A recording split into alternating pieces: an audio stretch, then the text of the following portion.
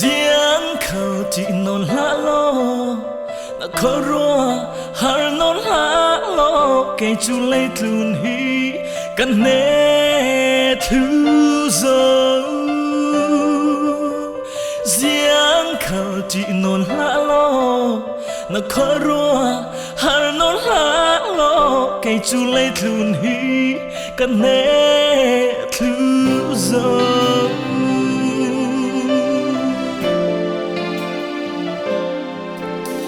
An tâm bi cầm malam san ruatin Beidon van sang ka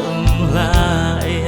Ka boy pa chung a onem them Giang khal chi la na korwa ha Kay man ka lo pi jam chi Ka non tiang man na sanga ka lam ne non la lo na khoroa har non la lo cái chú lấy thun hi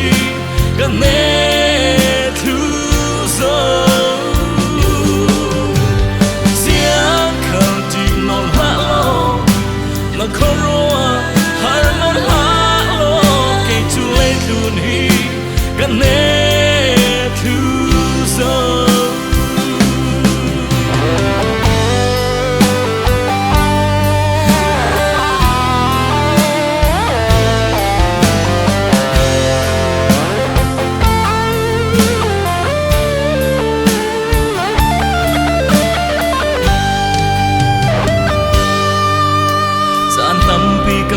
san ruatin Beidon van sang ka lại Ka boy pa chun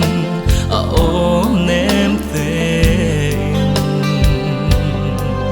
Riêng khal chi la na korwa hala Kay man ka lo pi jam chi Ka non tiang man na sanga ka lap ne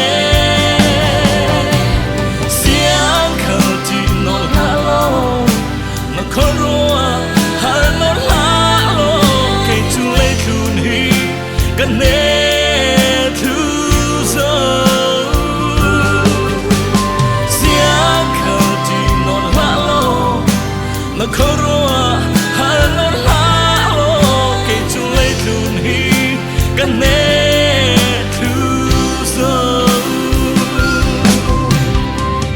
na bay đông vàng sáng sáng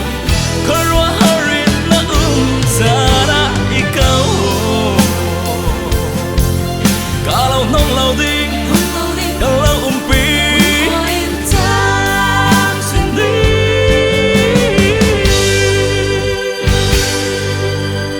siang khâu chỉ non lá lo na khoroa har non lá lo cái chú lấy thun hi gần nè thứ giờ siang khâu chỉ non lá lo na khoroa har non la lo cái chú lấy thun hi gần nè thứ giờ cái chú lấy thun hi gần nè